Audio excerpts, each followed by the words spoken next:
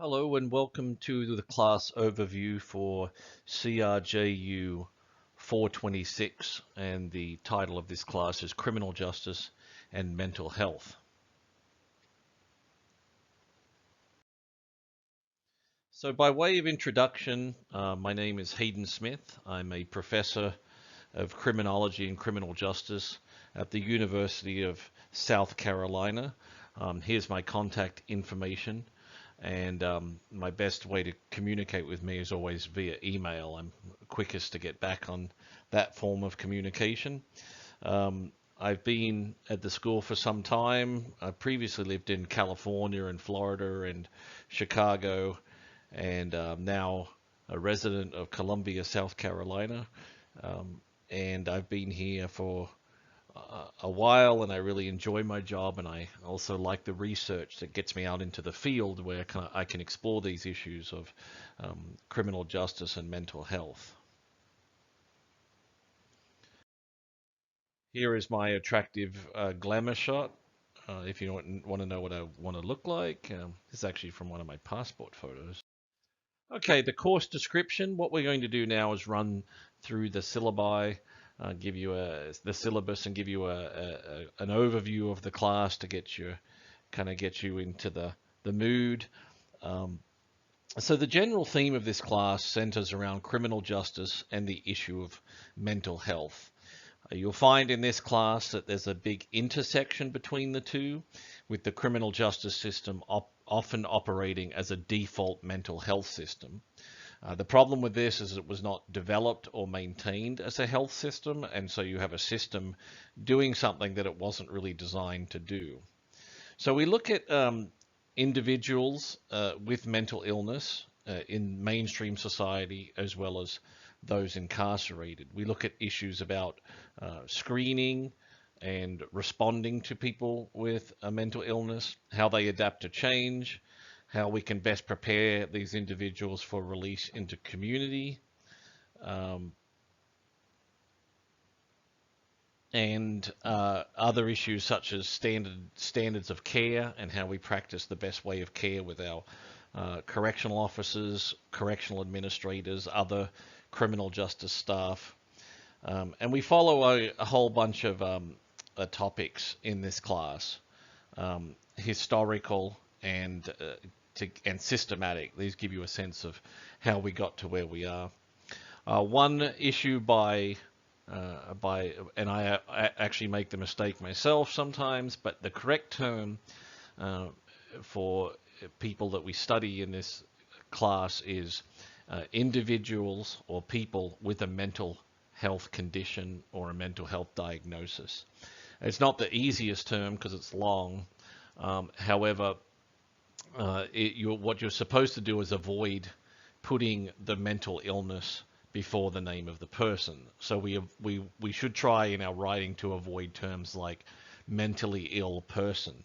And the reason for that is that you're putting the mental illness before the person, where the person is still the dominant force who they happen to have a mental illness.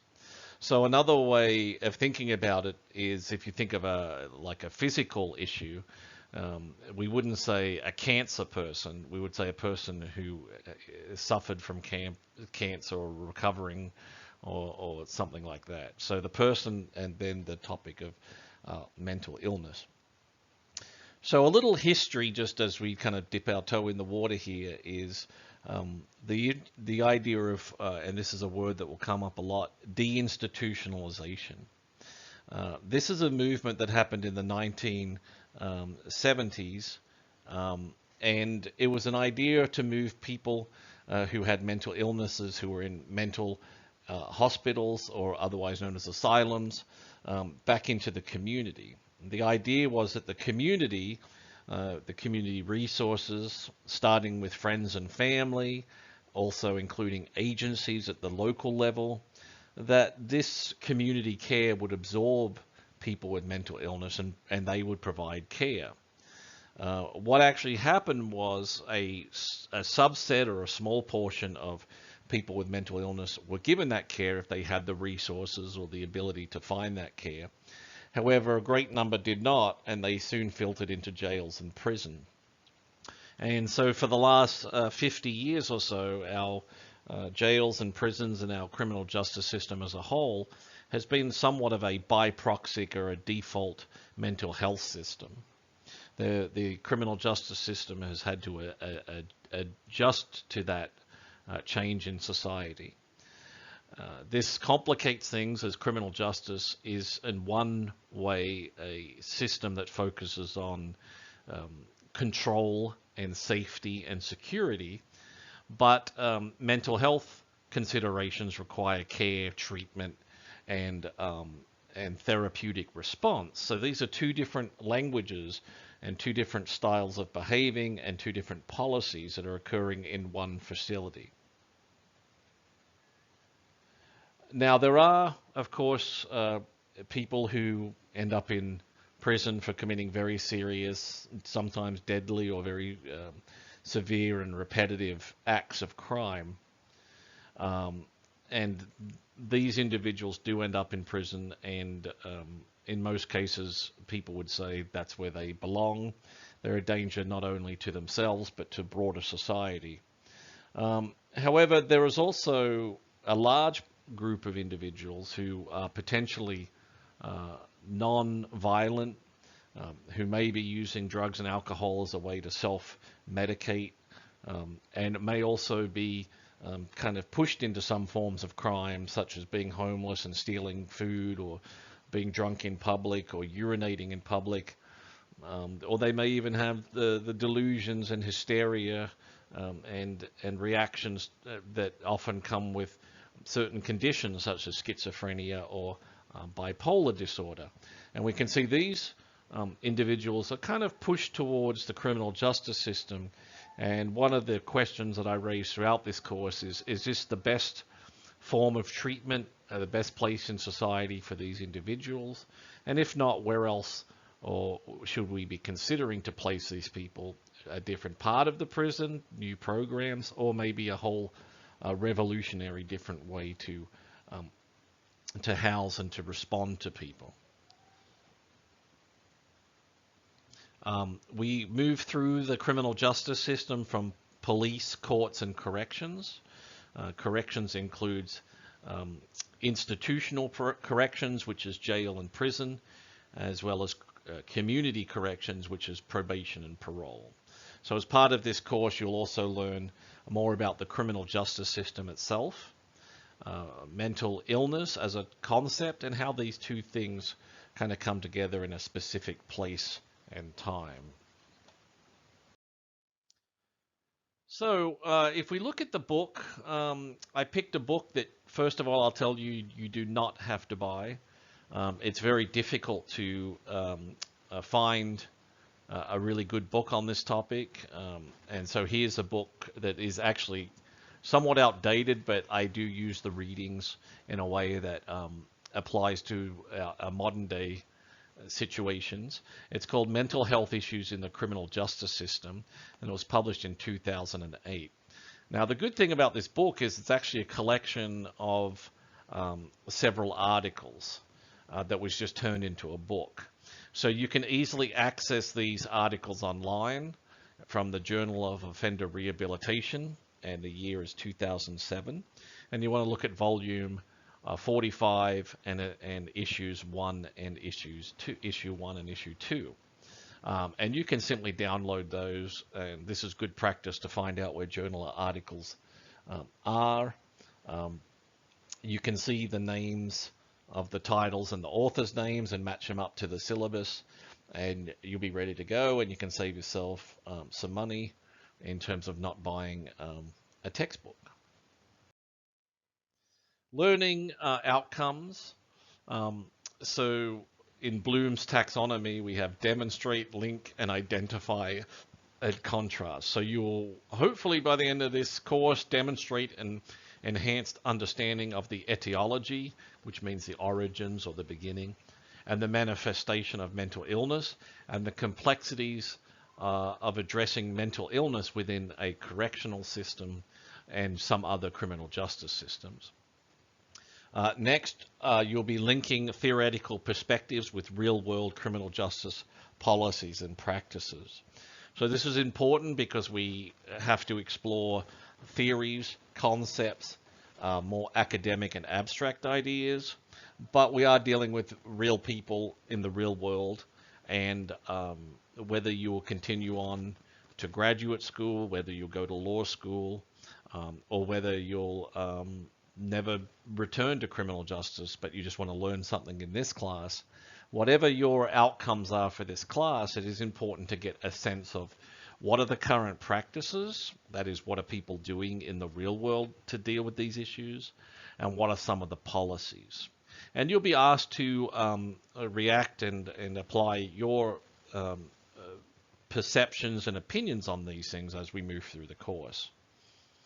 And the last one is identify and contrast a range of policies regarding the incarceration and assess their appropriateness and efficiency and efficacy in terms of the real world. So this moves beyond just your perceptions to now developing kind of a sense of how you would measure success of each of these strategies. Of course, classroom does not apply in this class. It's an entirely asynchronous online classroom. It is your responsibility to follow the syllabus. I've taught this class a number of times, and I really have not experienced any difficulty with students following the syllabus and keeping up with the schedule. It's estimated that you can do about 3 hours per week, and there will be certain topics that you will likely find more or less interesting than the other ones, and I have a number of extra readings or resources or links for you to, if you want to pursue those additional learning experiences. In the syllabus, we have a link for all of the academic honesty and classroom behaviors. A number of these may not apply because they are focused on an in-classroom, but the ones that will stand out is don't cheat. If you try your best, you'll do very well in this class, and you'll get a solid grade. So there really is no need to cheat in this class. So follow the Carolinian Creed. And the important part is that all of your assignments will be posted via Safe Assignment, and this is a generic plagiarism check. So in the writing lectures and some of the other lectures that we discuss, I will go into plagiarism and how to best avoid it.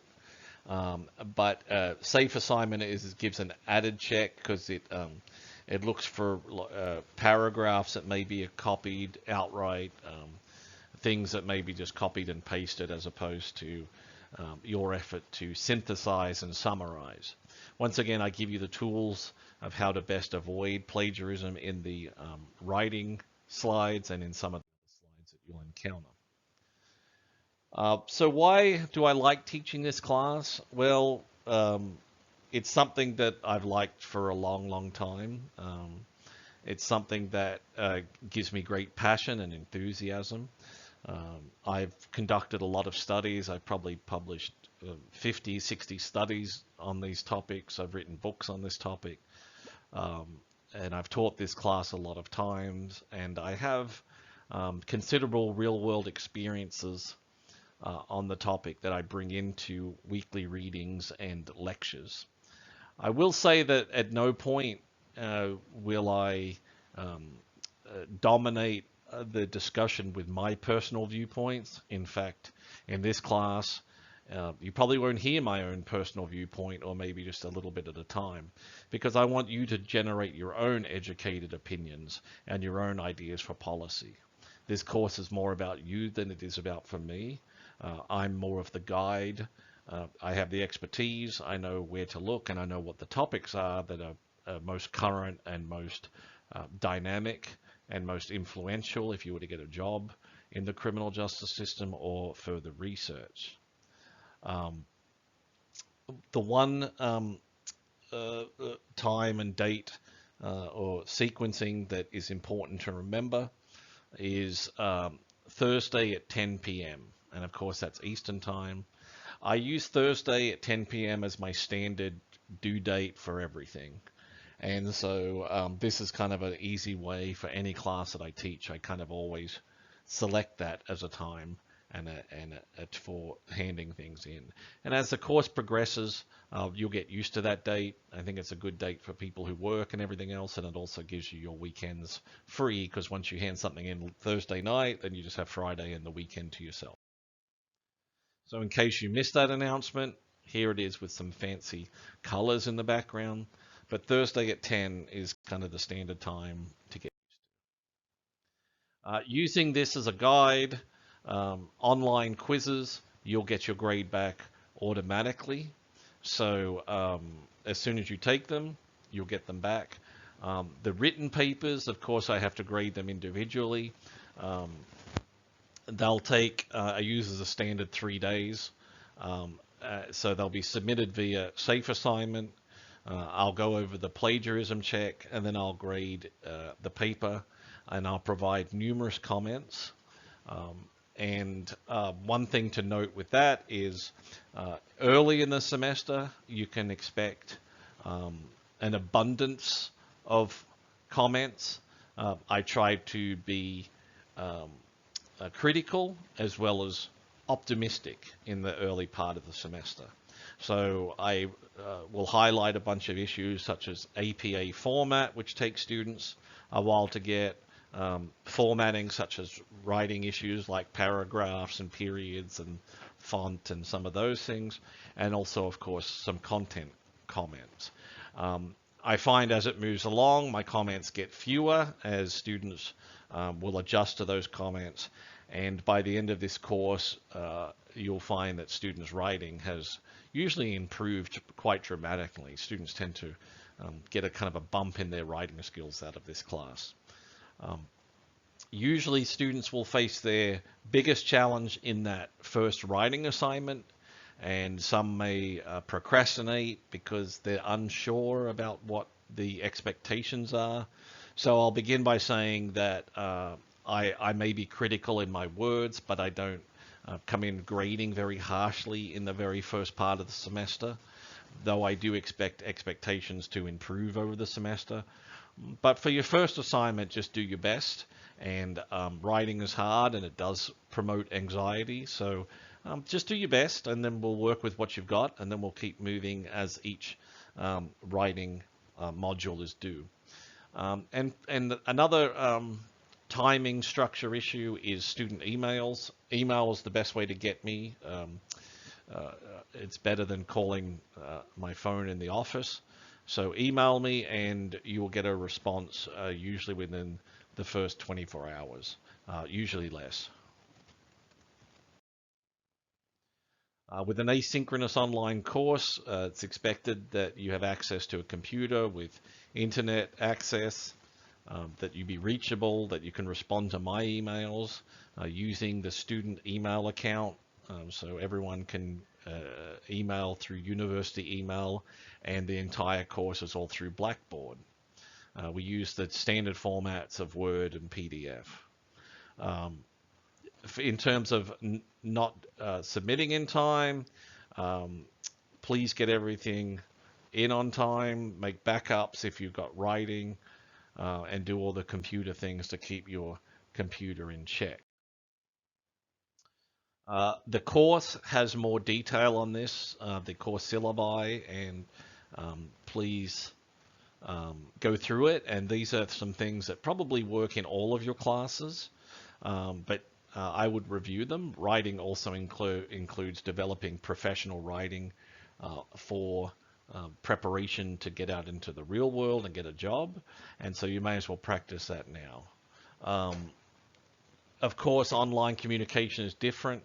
So always begin with a dear Dr. Smith, or hey, dear Professor, or hello, Dr. Smith. And this is not because I crave the title or I feel like you should do the title, but I have noticed that sometimes people will start off with a, hey, what's up, or something a bit casual. And for some reason, it also tends to give them an indication that they can be casual in their effort in the class. And so I found that if we get casual early, some people check out. So following correct welcoming messages, your tone, the subject line, that can help me respond quicker. And we use the same writing structure. We use good writing, such as sentences, grammar, punctuation, all in our emails. And this is a good rule of thumb for all of your future endeavors, other classes.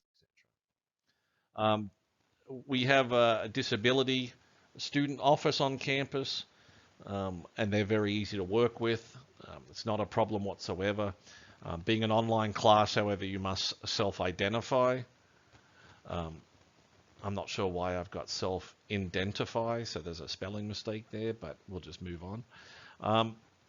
So this is a group on campus, very easy to work with. They send me an email if you've registered with them, and often students will get different accommodations, such as more time on taking a test or some other services if you need them.